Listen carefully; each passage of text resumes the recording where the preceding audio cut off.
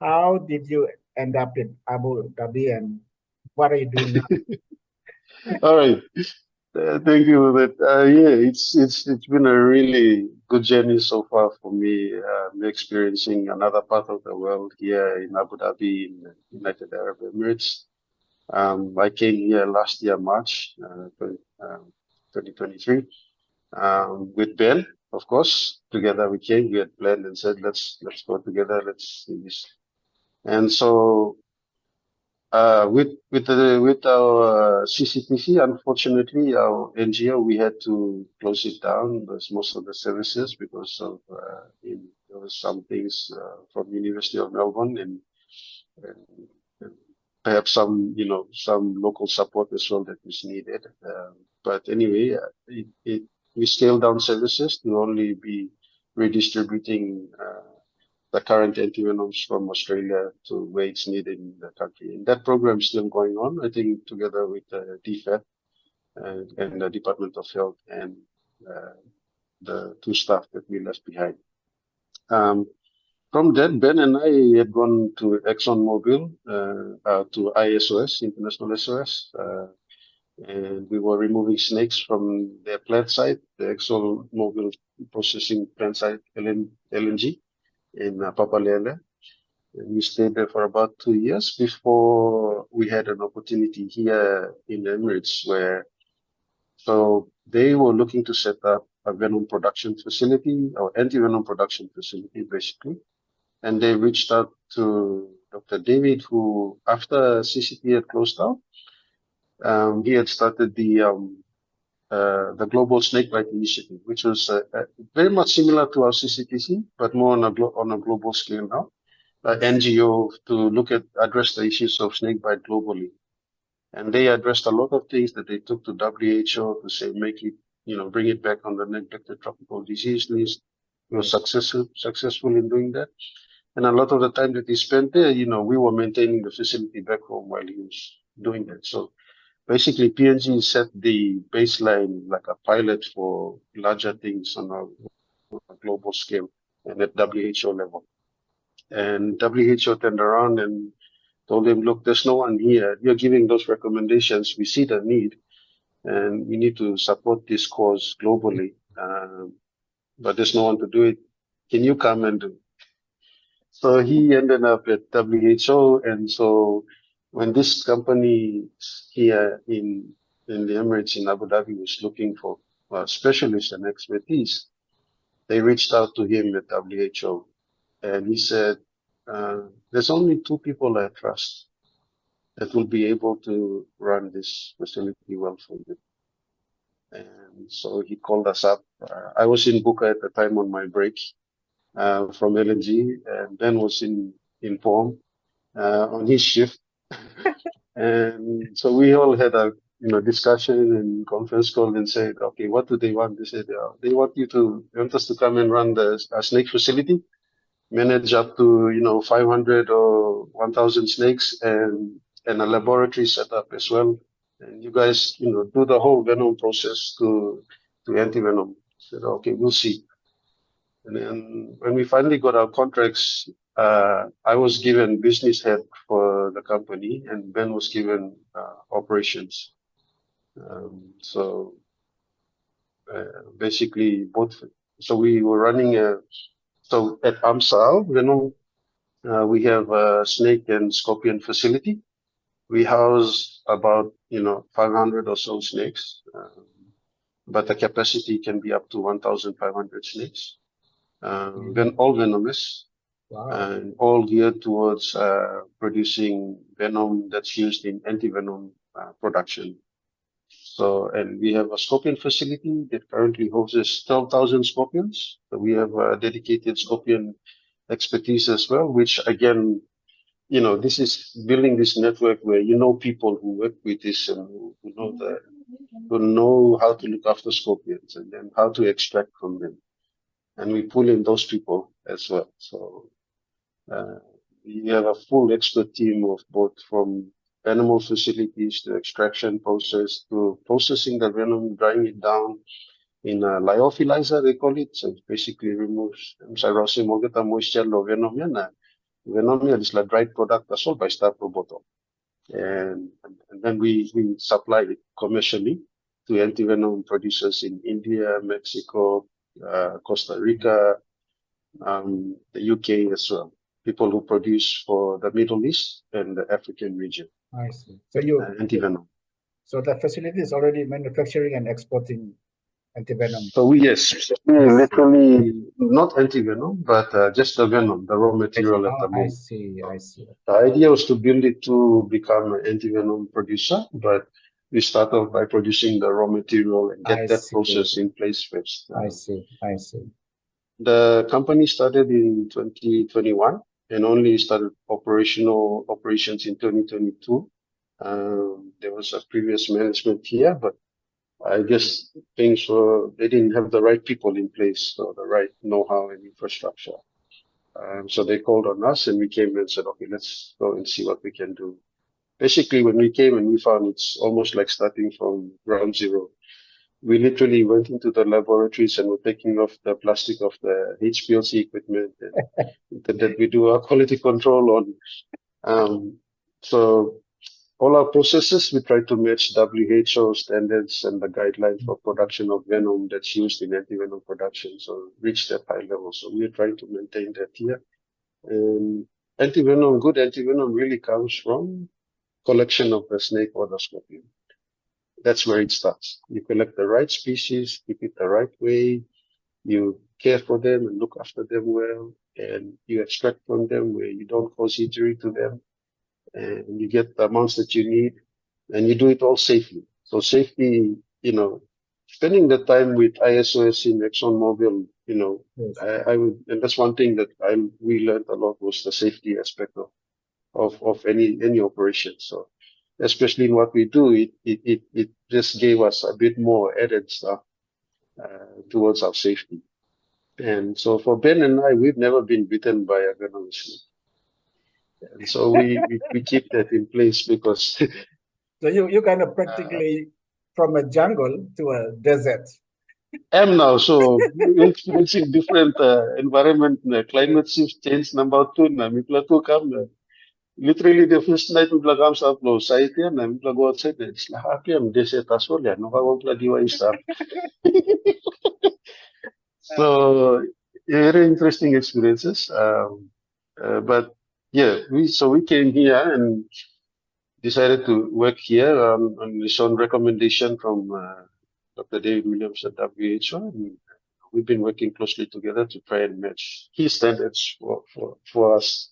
Because we become an extension of the antivenom manufacturers that when they pre-qualify their products with WHO, it also extends to us because we are providing the raw materials. Yes. If we give the wrong species, if we give the wrong content in the antivenom makeup and the toxin profiles, especially things that they need to be making antibodies specifically against, Right. like the large phospholipase enzyme. So it could be a snake venom metalloproteinase, the toxin, whatever it is that responsible for causing lethality in patients, and you improve the quality of your antivenom by creating for specific toxins rather than the whole venom. So, coming and trying to produce that in place to try to improve, even assisting antivenom manufacturers in a bit of understanding. Some won't change because a lot of things for documentation and costs again to change their production. So we understand that, but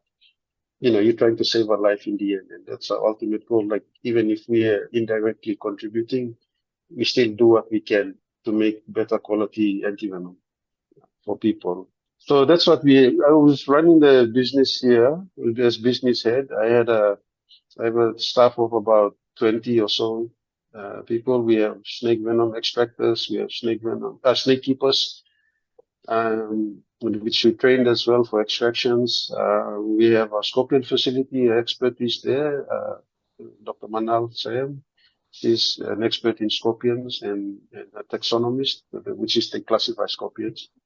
And we have our laboratory, so we recruited lab staff as well, and we trained them in how to do the venom drying and also the venom testing for quality on what they call a liquid chromatography. So basically it separates the venom into its different components, and you can see it on a picture with peaks, and that shows you some relative abundance of whatever toxins that are in there. So that we put it on our product and say this is the proof of quality of product. Yeah. Um, So please, anything. outside of work, I guess maybe I'm not sure if I will ever visit Middle East, but how is life? You never know. You never know. How is life like there? I was like in the desert. Compared to what you're used to? I think one plus something when we talk is maybe si kumulo pala siya. I miss our food back home. The greens, just the freshness of things, vegetables, now cocoa, na banana, na something. I miss our oxen palm. I miss our coffee. So much so that I actually have to. We talk to anyway. Look, current coffee come.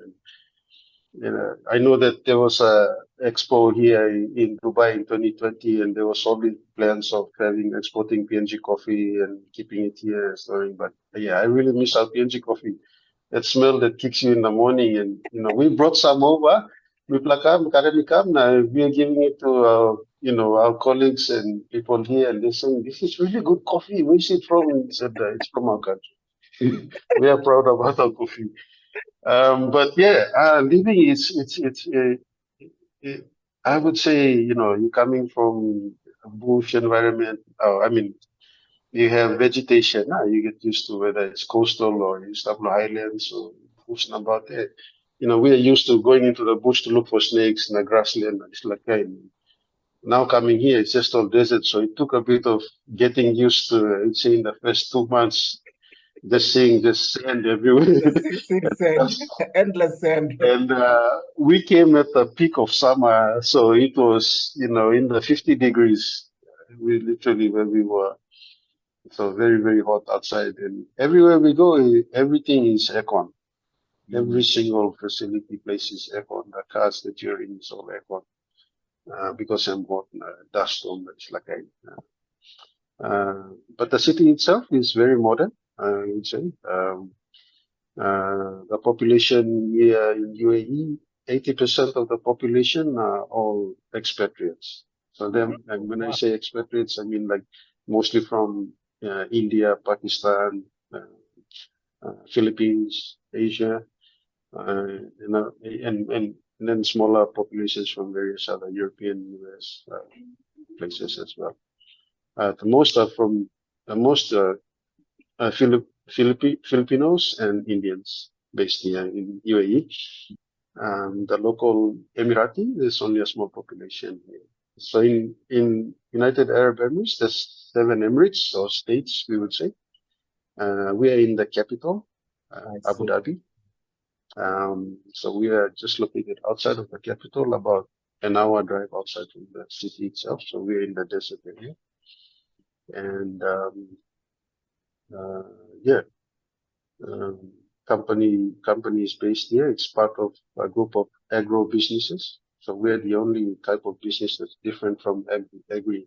The rest of our sister companies are agriculture-based businesses, like fruit growing. They grow fruits literally in the desert.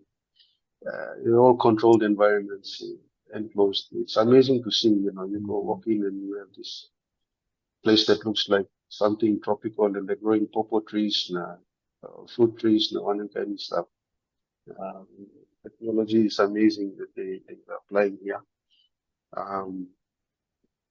And then yeah, Dubai is just 1.5 hour drive away from us. Plus, si bus nagwantag lo Nusa Gaire or Tubes, so it's like big. Most people know Dubai more than Abu Dhabi or anywhere else. But I've been fortunate to visit some of the other Emirates as well. There's some very nice places out there, from coast right to mountains as well. They have a bit more bush there in the mountainous areas, but it's mostly rocky and desert everywhere else, and very modern cities there. Very modern cities. We literally have an air taxi that's going to start from Abu Dhabi to Dubai. So people get in a drone type of aircraft, they sit in there and it's a taxi, it taxis you all the way up to Dubai and back again. So some very new technology that you don't see or experience anywhere. Wow. Looking stuff, yeah, yeah. Drone technology. Yeah. Basically, you sit in a large drone and it And takes it's you a up in a taxi. taxi. Yeah, it's a taxi. They're trialing out some transportation to driverless trams, trackless driverless trams that use all AI to take passengers back and forth within the city, a small area. They're just trialing it out. But there's so many things happening here as well. Business-wise, there's so much potential to grow business. They encourage that as well by making visas available to those who want to invest. And for UAE, living here, for Ben and I, we saw that the main thing for that they encourage people is like if you have something innovative, something that's not heard of, some research or some invention or something that you want to really what idea that you want to bring, and you bring it here and you pitch it to somebody who they will fund it Mm. as long as it puts the UAE on the map. They're happy to facilitate that. So that's a very interesting thing that we learned here while being here in UAE, and Abu Dhabi being the capital where uh, His Highness the President is from here, from Abu Dhabi state, and the Vice President as well. So our business is owned by a royal. So yeah, we are here under that as well. I think one thing is of course, I mentioned earlier, get to know people, do your networking, uh, get to know as many people as you can while being young, and develop your own personal skills of communication and talking to people. Um, Follow your passion, what's really in your heart as Mm. well, what you feel you want to do, what you're good at. What are the things that you are good at doing? What is the things that you lean more to? Like, oh, I'm more musically orientated. I like playing the Mm. guitar, or I'm more into art and that type of thing. Uh, you know, or what is you like to look after people? If that's something that you like, even online come house, you can feed him all the time. You will give Mm. him tea long or one kind something like some it could be some small skill or something that Mm. you're interested in doing, that you could then develop it and say, could I use this to my benefit that I could make a career out of, even if it doesn't exist. I think that's another thing. If you have the opportunity to travel uh, out of Papua New Guinea to see another place, I think that's a good opportunity to keep your mind open to what's out there as well. Because going to a different environment and seeing how the people live there, what things they've developed to overcome their challenges, and things like that only, it helps you broaden your mind about what's possible out there, and what you might be able to do. Mm. And then looking back at our country, we always say we have a lot of natural resources and we are rich in natural resources. So why haven't we capitalized on that without destroying the environment, but developing and finding something from it that that that can be economically beneficial? Now, it could be something like, let's find something from a plant that has some antibacterial property or something. And instead of developing it to a tablet, why don't we put it into a capsule? Just a product itself, write Mm. down just its active ingredients or kinds and all things. And we have a few scientists in PNZ, like Dr. Clement Waine, and there's a few others there that are very smart in what they're doing, in that they do the basic research and things. And the research is actually addressing a problem and a Mm. need. And which is what a lot of businesses would probably, if you're setting up a business or something, you're actually addressing a need. Whatever product or services that you are going to provide, it's actually addressing a gap or a need in society or so, in systems. And when you've identified that, so that's doing a bit of market research as well. So research forms a foundation for where you go to develop something big. And, we always stand on the shoulders of giants, those who have gone before us. So learn as much as you can from those who have gone before you, and talk to your elders, talk to everybody that you know, talk to those who have gone out of the country, talk to others, see where you can fit in, what your passions and your hobbies, and what career choices you could make from there. I think it's, hey, when you talk about, some of the things that you've done personally, and I know that you've done a lot of things as well for yourself as well. And in our conversations outside of this, I also learn from you as well. Every single conversation we have with someone else, we always learning something new. Or someone did something different like this. That's interesting. Or it actually can exist. Or okay, I learned something or something. So each conversation, we always learning new ideas and learning new thoughts and learning new ways to interact as well, and uh, appreciating that of someone else as well. So for me, I'm very honored and privileged to come on your platform like this. I thank you again for allowing me to share my experience in this way. Yes.